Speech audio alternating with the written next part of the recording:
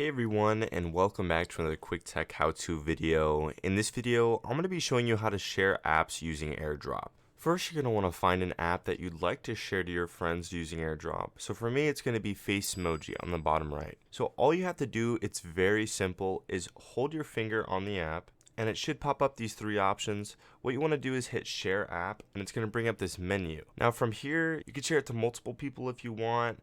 All you have to hit is airdrop, and what this is going to do is find all the people in your vicinity that have their airdrop on, and you can click on their name just like a normal airdrop if you're airdropping a picture. Obviously right now I don't have anyone around me, it wouldn't work for me. If there is someone wanting to airdrop, their picture or their name is going to pop up right there. You click it and it sends them a automatic link to the app in the app store. So it would take them straight to the app store to download the app, and it's a really cool feature they added, just so you don't have to like go to the app store and try to look around to find the app. Instead, they can just share you the link, and it's super easy, and it's a super easy download.